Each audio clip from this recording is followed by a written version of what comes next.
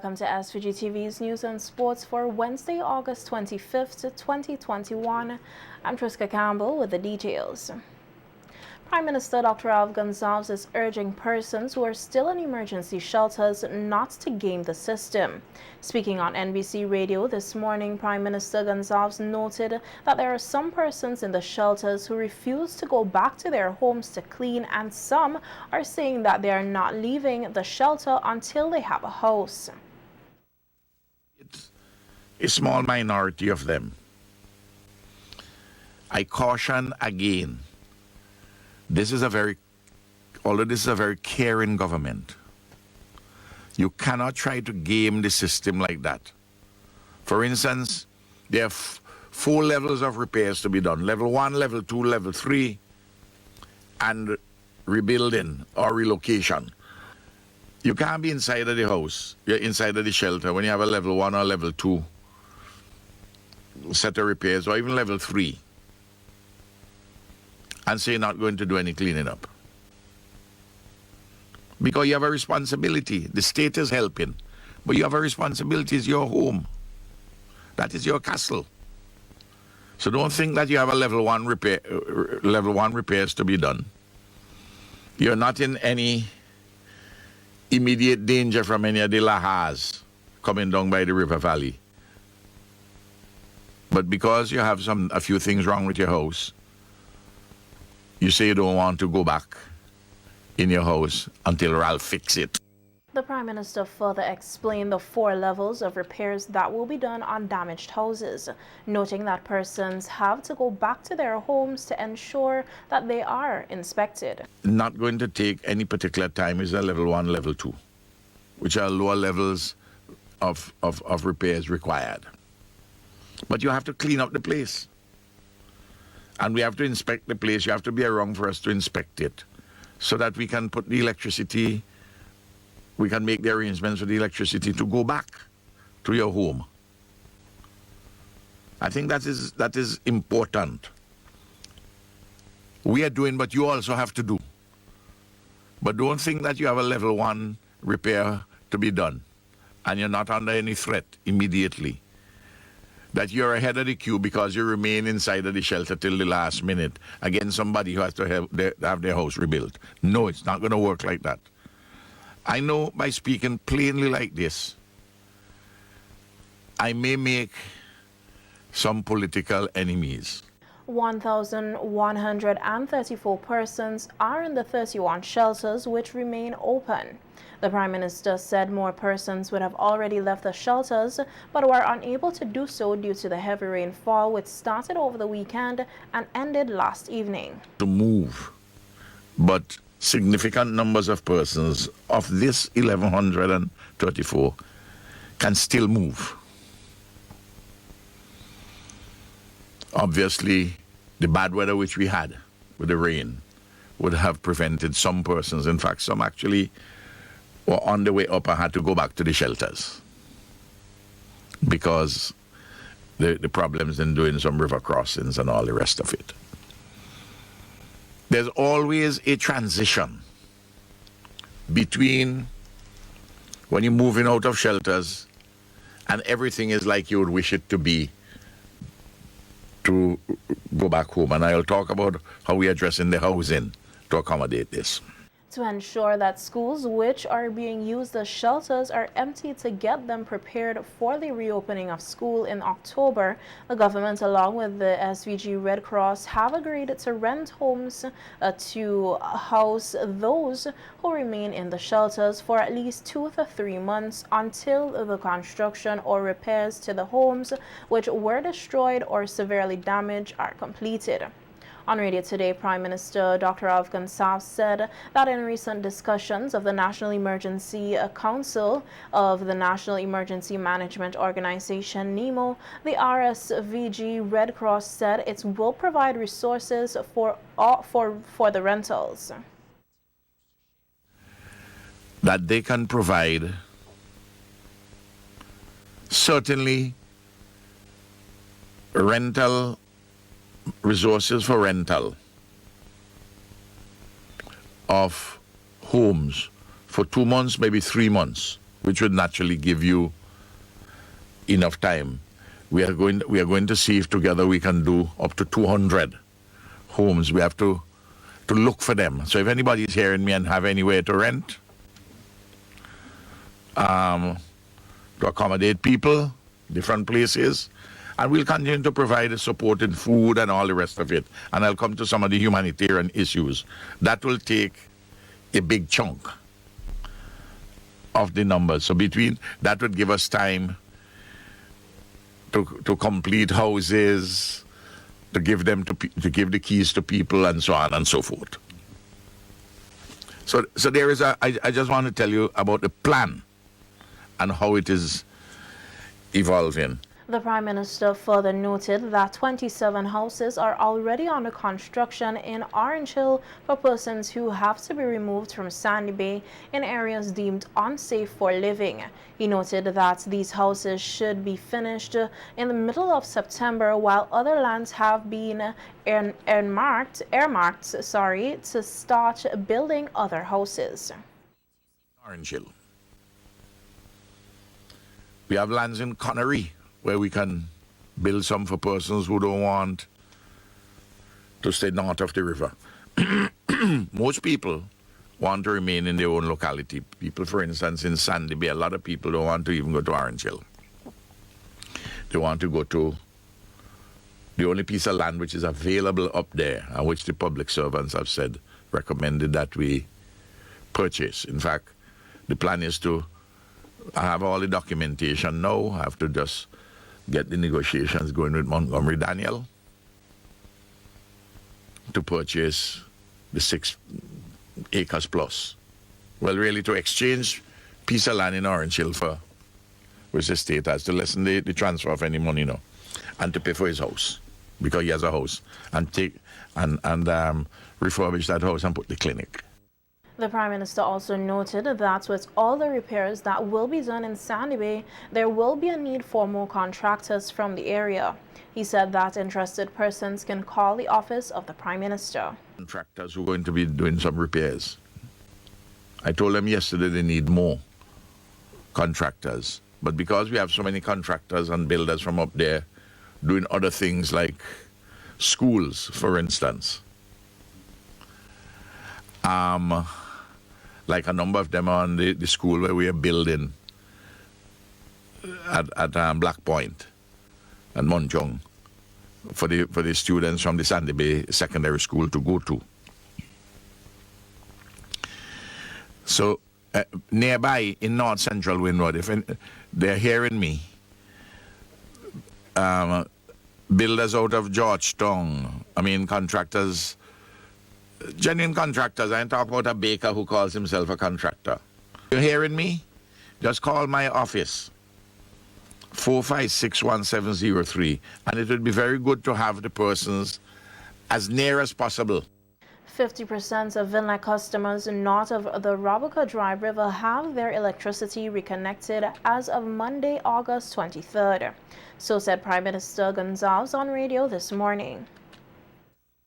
All the HV and LV lines are energized up to Fancy on Friday the 20th. So they have the lines available for the electricity up in Fancy. The Electrical Inspectorate issued an update list for customers to be connected on Friday the 20th, and connections were completed on Monday the 23rd. To date, some 50% of all customers north of the Dry River have been reconnected. Vinlec will connect consumers urgently once the Electoral Inspectorate indicates it is safe to do so. The Prime Minister said more homes would have been reconnected. However, some persons were not available to have their homes inspected by the Electrical Inspectorate. Our understanding is that there are several customers who may not have any real damage, but they were not available to facilitate the inspections. Hopefully this will become less of an issue over time, and I'm urging persons, it's things like these. Look, if you don't have a lot of damage done to your property, leave the shelter. We're coming to you. Let me do something makeshift, because We have people around. By the way, PM Gonzalez said they are also seeking to train electricians to continue the inspection of houses north of the Rabuka Dry River, and if persons are interested, they can call his office. If there are electricians, trained electricians out there who want to join the team to continue the inspectorate, to continue the inspections, to do more, because we have taken on people already, but we need some more. Call my office, 4561703, leave all your qualification, name, number, or tell Gumri. Get in touch with Gumri too. The SVG Conservation Fund has partnered with the Jones Group, Inc. to host a post-volcanic recovery auction and conservation initiative, which will be hosted for 2 weeks on an international online auctioning platform, Charity Buzz. According to the SVG-CF, the auction is intended to assist with the post-volcanic recovery efforts of St. Vincent and the Grenadines in response to the devastating volcanic eruption of April 9, 2021, which covered entire villages in ash, damaged buildings, closed schools and businesses, destroyed crops and livestock, left residents with limited access to clean drinking water, and displaced close to 20,000 people. The organization said the artists incorporated the use of volcanic ash as part of the paint medium to depict the devastation of the eruption, the suffering and prayers of Vincentian people. A portion of the proceeds diverged from the auction is expected to go to the SVG Conservation Fund to help with volcano relief and conservation efforts to restore damaged ecosystems due to the volcanic eruptions. A percentage of the proceeds will also go to feed SVG and the family and the little boy depicted in the main painting. For more information about the artist, the art, and the auction, you can visit the website of the SVG-CF and the partners involved in the auction.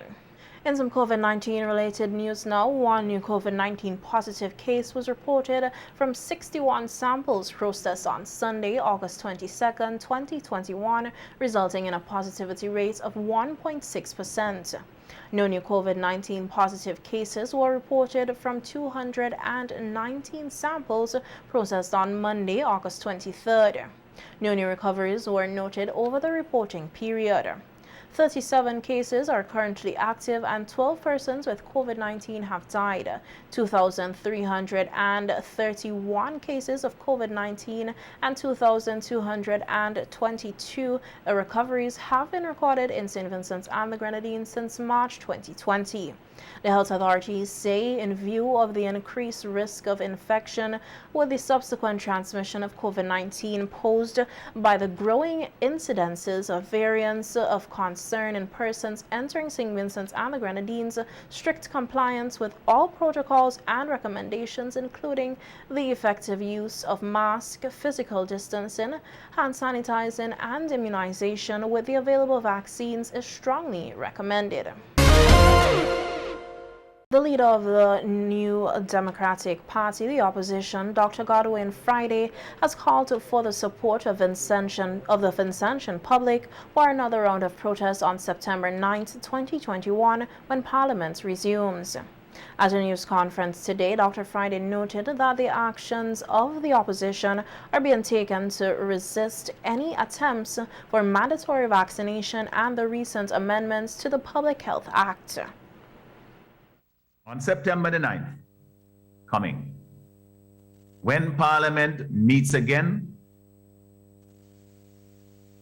the people will continue our protests on the streets of Kingstown.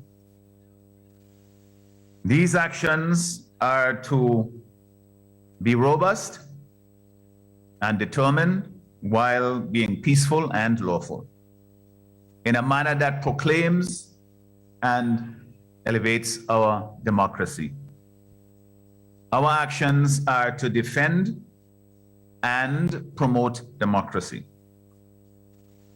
to oppose in a direct way the unpopular legislation and policies of the government, as reflected in the changes the government made to the Public Health Act 3 weeks ago. Dr. Friday noted that there have been too many objections by the Vincentian populace to the changes in the Public Health Act for the government to continue pushing ahead with its agenda without considering the opinions of the people. The opposition leader also called on citizens to turn out in support of the various trade unions who announced their industrial protest action for September 7th to the 10th, 2021. It is important that the broader society lend support to the trade unions as they represent their members. They were an important part of the protest action on August 5th. I wish to encourage all our members and people, generally speaking, to support the political action as well. That is to come on the streets of Kingston on August the 9th to continue their support for democratic rights and to protect against further erosion of our democratic rights. We must insist that the government engage in meaningful dialogue with the stakeholders on the way forward and out of this COVID crisis. Too many people are concerned about the changes to the Public Health Act and indeed have opposed it for the government to continue to proceed in a unilateral manner. An appeal has also been made by Dr. Friday for persons from all corners of the Vincentian society to join the New Democratic Party on September 9th, including the unions, the churches, social groups, business association, artists, and sportsmen and women in a stand for democracy. Meanwhile, the opposition leader is pushing back on the assertion by the protest action on August 5, 2021 was unlawful. During the protest, Prime Minister Dr. Gonsalves suffered a blow to the head with a projectile resulting in a concussion, which he had to monitor for a couple of weeks. At today's news conference, the opposition leader sought to outline the basis under which protest action in SVG is protected. Quoting from a 2019 report by the Inter-American Commission on Human Rights, which set out guidelines to govern protest action as a fundamental right, as well as to manage the state's perception and response to the same. Dr. Friday noted that social protest is essential to the democracy. He further highlighted that according to the report, the state has a duty to help protesters not suppress protest action. Protest is a core element for the existence and consolidation of democratic societies and is protected by a constellation of rights and freedoms, which in the Inter-American system guarantees both in the American Declaration of Rights and Duties of Man and in the American Convention on Human Rights. So there's a legal basis for protest action. What it goes on to say very explicitly in many parts of the report is that the state, instead of suppressing, has a duty to help protesters. It must help them in order to exercise their rights. It says, quoting, demonstrators have the freedom to choose the mode, the form, place, and message for peaceful protests. And states have the obligation to manage social conflict through dialogue. And that the states must respect the limits of their ability, that is the state's ability, the government's ability, to place legitimate restrictions on demonstrations and protests. Dr. Friday noted that states are obliged to facilitate the guarantee of the exercise of human rights during demonstrations and protests, and spoke on the role that law enforcement plays during this time. This is continuing the quotation, has also ruled that citizens' security cannot be based on the use of force paradigm aimed at treating the civilian population as the enemy, but must consist of the protection and control of civilians participating in demonstrations. So it's not the police against demonstrators. It is all part of a process whereby the state has a duty to assist individuals in the exercise of their democratic rights. These are enshrined, as I said, in the treaties, but also in our own constitution. It is part of our law. So we can't simply have these things as decorations on paper, rather than meaning something in the lives of people, so that when people come out, they must feel somehow that they are going against the grain. According to the opposition leader, the report further highlights that there are times when protests may cause disruptions, as seen on August 5th. However, these disruptions do not make a protest bad or illegal. And in different circumstances, protests cause disruption and affect the normal course of other activities. This is quoting from the report. But this fact does not make these forms of expression per se illegitimate. It is based on the fact that one of the functions of protest is to channel and amplify the demands, aspirations, and grievances of different segments of the population. It is inherent to the functioning of a democratic society that the state must continuously weigh competing and conflicting legitimate rights and interests against each other. And this weighing means that at times the exercise of the freedom of assembly can alter daily routines, especially in large urban centers, and even create nuisances or affect the exercise of other rights that should be protected and guaranteed by the state, such as freedom of movement.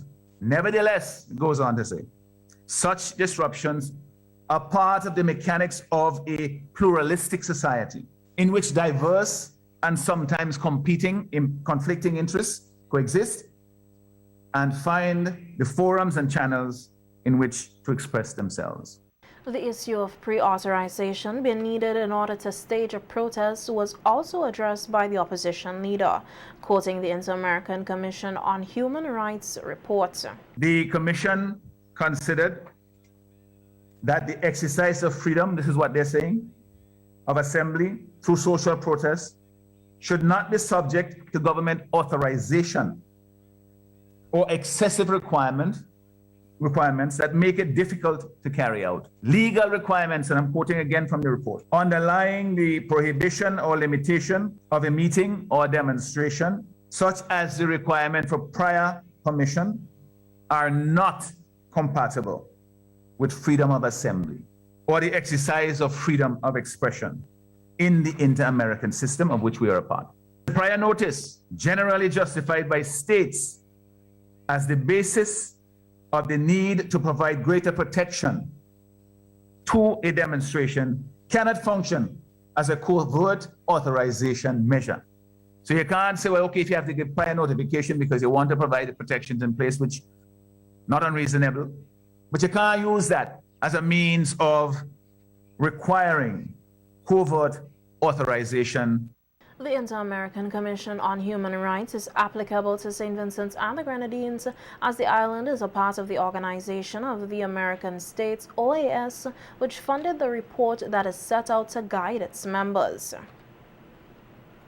Chief Executive Officer of the SVG Tourism Authority, Glenn Beach, said the 2021-2022 cruise season is off to a good start.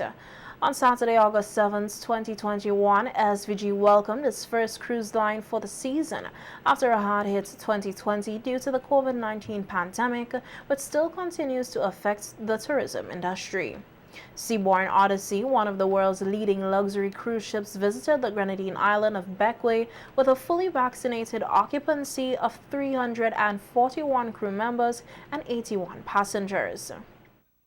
Well, we've had two calls so far.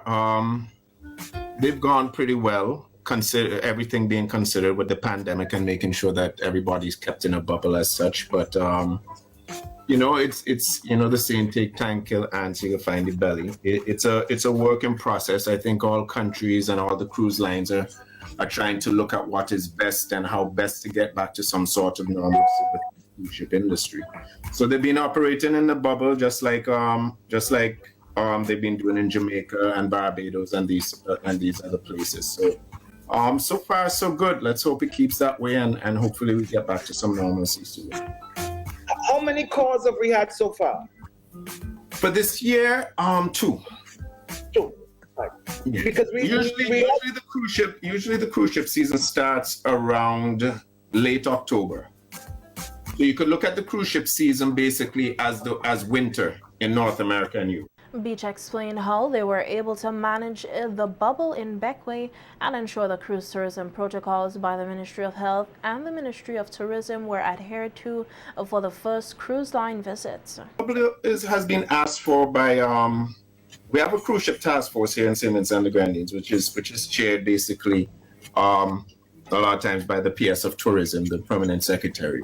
The agents, the cruise ship agents here play a big role in that. And we've been negotiating with the cruise lines in terms of how would they return in with the pandemic in place. And so we've had quite a few meetings, a lot of those chaired by the Minister of Tourism, Honorable Carlos James, in terms of how we move forward, the security that's put in place, the fact that and the Ministry of Health has been involved in these discussions too. So the COVID task force will decide what tests everybody has to come with. It was Seabourn, which is owned by the Carnival Corporation. And it's not that big of a cruise ship. I can't remember the capacity and so on. So if I'm remembering correctly, they created the bubble within Plantation House in Beckway. So that you had people controlling security control and the entrance and exit. As I said, you have to be vaccinated to be in that bubble while that was taking place. So far, 224 cruise ships are expected to call this season. Police on Tuesday, August 24, 2021, arrested and charged Delroy Kwashi, a 46-year-old laborer of Sally Spring, with causing the death of Sean Brown, aka Sean Paul, a 33-year-old bus conductor of Diamond, by stabbing him in the chest with a knife. The incident occurred at Diamond on Sunday, August 22nd. Kwashi is expected to appear before the Serious Offences Court for arraignment.